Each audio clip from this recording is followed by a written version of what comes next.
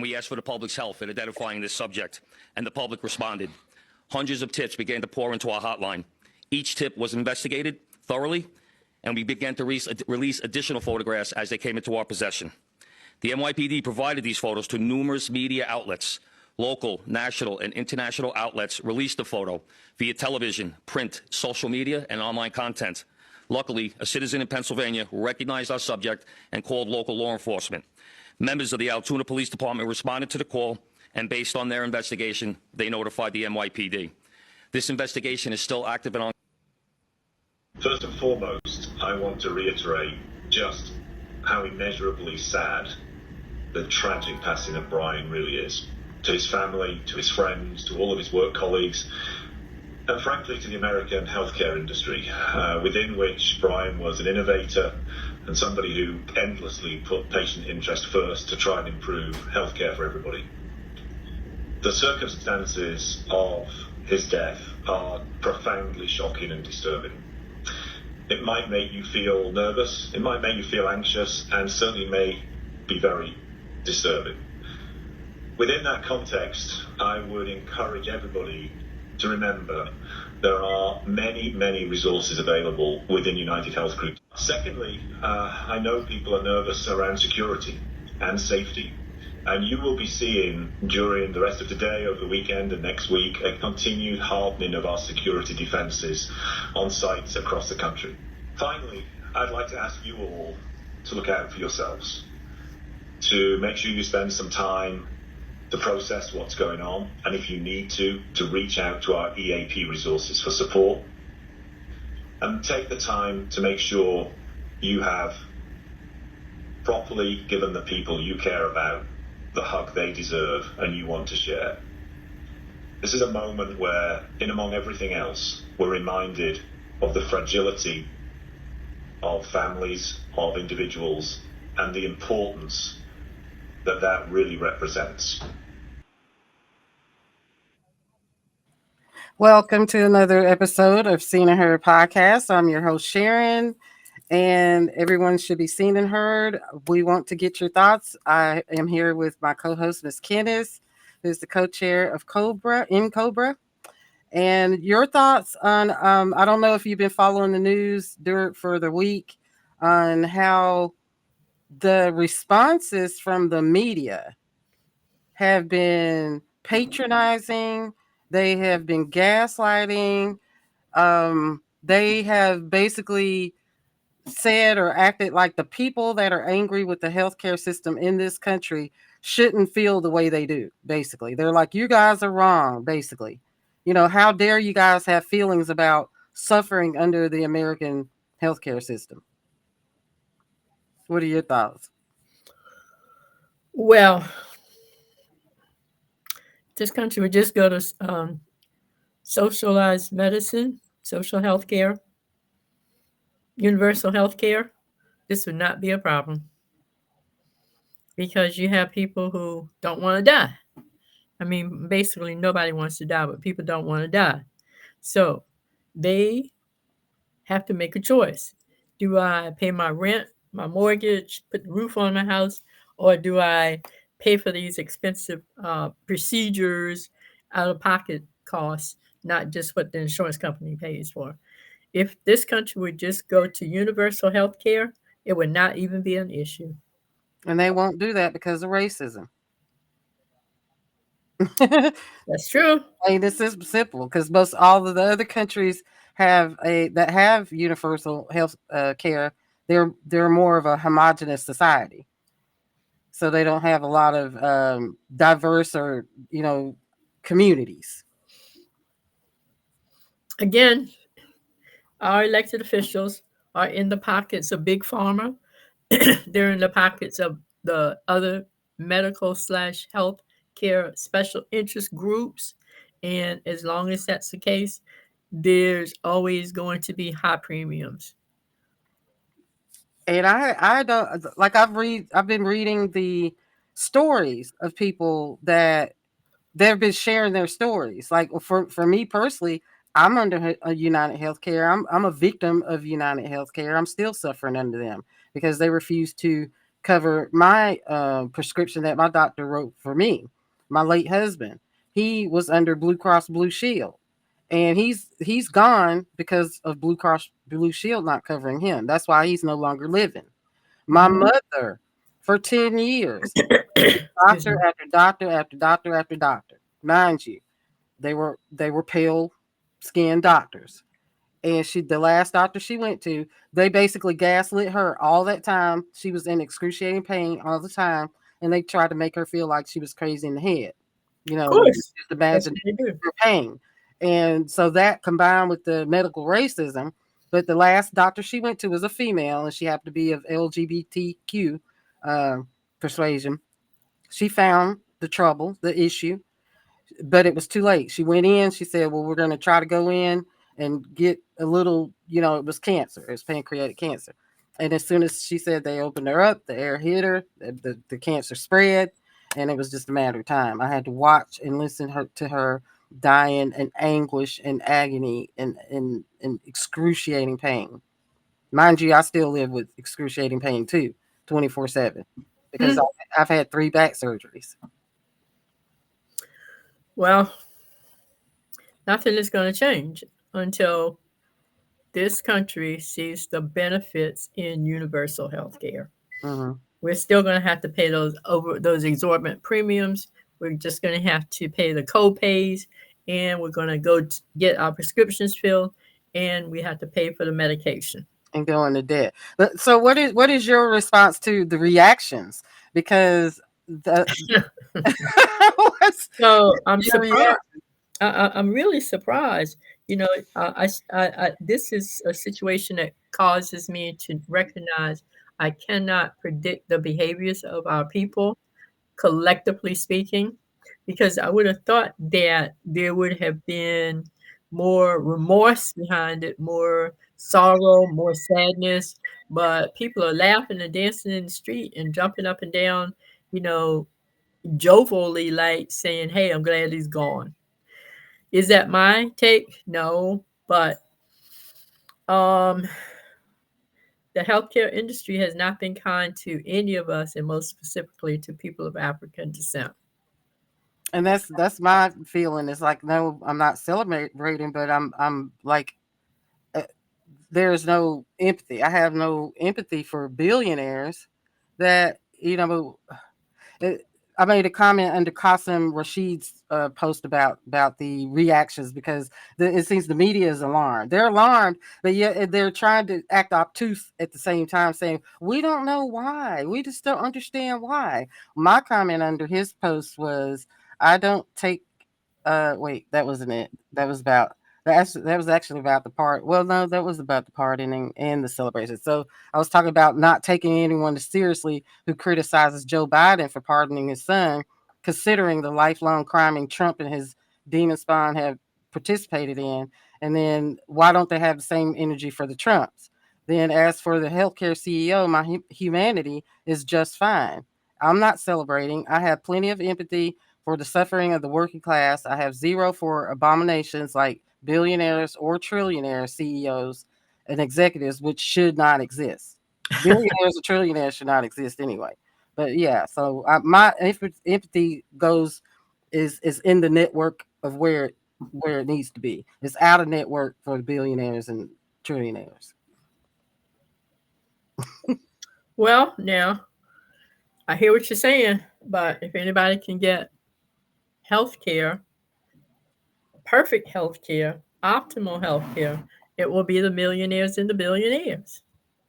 So until we get to a place where we say we're sick and tired of you millionaires and you billionaires, and since you can't give us access to what you have health-wise, then we're just going to have to go back to a different time and a different era to include such songs as a change is going to come, or um, we a change has to come, Mhm. because the millionaires, the billionaires and the multi-billionaires have purchased this country. They have bought this country. They bought the country, and now what we have is billionaires and near billionaires calling the shots. Mm. And then Elon Musk was not elected, and he's saying that we're going to have to suffer. Like, who elected him? And he's saying we're going to have to suffer. Well, again, Trump knew what he was doing. He put the minions in, he put the puppets in, he put the puppeteers in, he put everybody in that he could dangle on the end of a string. So, on that, let's move to the pardoning of Hunter Biden. What's your reaction to that? So I put myself in Joe Biden's dining room on Thanksgiving Day. And I asked myself, what would life be like for Joe Biden had he not issued that pardon? Could he sit at the table with his children, his grandchildren, in laws, whatever the case? And the answer I come up with is no, because he could have done the same thing, issued that pardon like 2 days before January 20th. But you jump out of your bandwagon, and do it this far back into a lame duck session, instead of just saying, okay, I'm gonna buy my time, I'm gonna do this, but I'm gonna wait until January 18th. And then it'll break in the news on January 19th, and January 20th, I will be carrying my, cactus plant out in my hand. And what can they do to me? Um, it's a tough question, because it's, do you let your son rot in jail? It's, did your son know better? He's an adult. Did you take the responsibility for teaching him better so that he knew better? Was he so arrogant that he went about doing what he wanted to do anyway? So, if any of the above are true, then either he has to go to prison just like everybody else, or nobody goes to prison. I mean, to me, it's just real plain and real simple. Either we all go to prison for the misdeeds that we are guilty of, or we confess that we did whatever and keep it moving and go on with our lives. And just looking at the criminal cabinet or regime that's coming in, I mean, it's just like, what's the point of laws? What is the point? Well, It's obvious for the little people. Yeah, we're gonna have to suffer under them, but that may be what Trump is driving home. What's the point of law? and he's getting away with it because he's being supported. The Supreme Court supports him. The majority of the Supreme Court is supporting him, giving him a blank check. Well, again, we have to get smarter. We're still going, oh my God, what else can he do? We can't keep up. He keeps doing stuff every day. We have to decide, of the stuff he does, what can be beneficial to us. Not just Donald Trump, but Joe Biden also. Mm. So here's an example. Here in Maryland, we have this young sister, Marilyn Mosby, state's attorney. When she came into office, the people's cry was, clean up the city. We're afraid to go outside. Make it so we're safe when we go outside.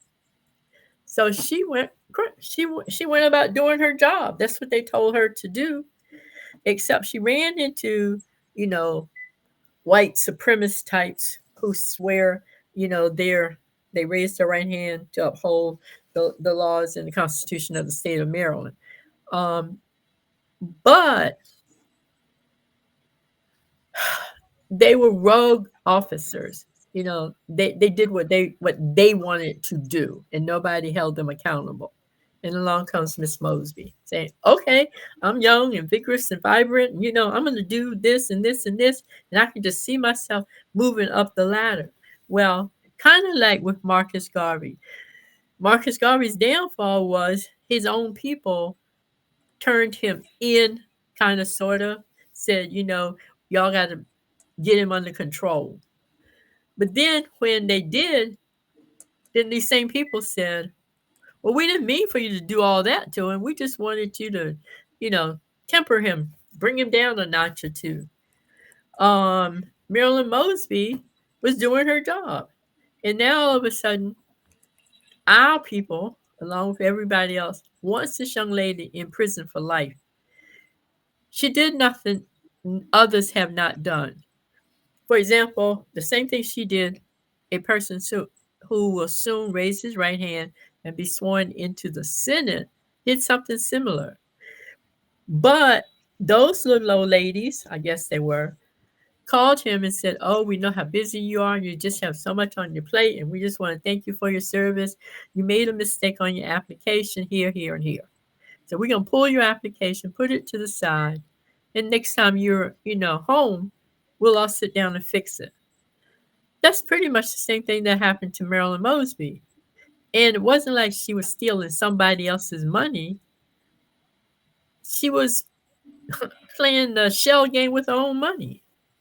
Right.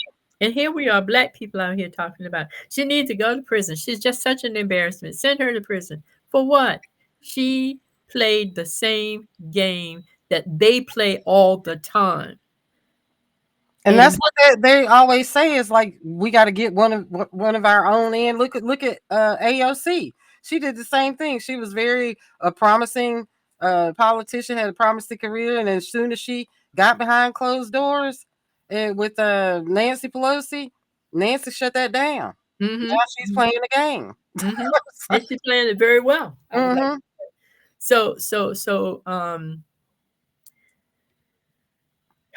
And then that it actually, from what you were talking about, Marilyn Mosby, it reminded me of this story. Not a lot of people remember. I think it happened in June. There was a Black mayor. I'm gonna flip this around. There was a Black mayor. I was thinking about that when you were telling the story. He was voted in, democratically won his seat, and in the Alabama town's first Black mayor who had been locked out of office to return under proposed settlement. A tiny town of New Bern where Black people outnumber white people by a 2-to-1 ratio previously had hand-me-down positions in which mayors picked their successors, the lawsuit alleged. But yeah, so he won. He was the first legitimate Black mayor, and the white Republicans that were in the minority, they would not let him go into his office. They locked him out of his office and everything. Like, how do we fight against stuff like this? Like, when everybody keeps saying it, it aggravates me when they say, we got to play their game. We got to play by their rules. Okay, we do that. And then they move the goalposts to do stuff like this. Like with what they did with the 2 Justins here in Tennessee. But again, it's on the people to rise up, to show up, show out, and show off. As long as we sit on the sideline, put our head down, so it's just another embarrassment. Oh, I'm just so embarrassed. I don't want to talk about it. Then those people get away with it. And we sit over here wondering how they pulled it off. We already know how they pulled it off. They got a ticket to ride just by being white and male, and they bring the white female in. So when we think we're winning at the elections, we're losing because it's the white male's vote and it's the white female's vote. So there's 2 votes for every time somebody voted. That was 2 votes in their household, more than likely. We have got to do a better job of making noise. We've got to do a better job of standing up and fighting back. So let me ask this question of your onlooking audience. What will you do when Trump comes in and says there will be no more SNAP benefits. That's what he's gonna do. Your mic. You hit your mic. You hit your mic. Sorry. Okay. What Okay. will you do when Trump comes in and says no more SNAP benefits? When Trump comes in and says mass deportation, all these people walking around talking about they're not going to send me nowhere because I'm a good Latino. He don't care if you're good or not. He does not care. What will you all do when he says that, if you want, as an example, butter? No, let's go milk for children, milk for small children.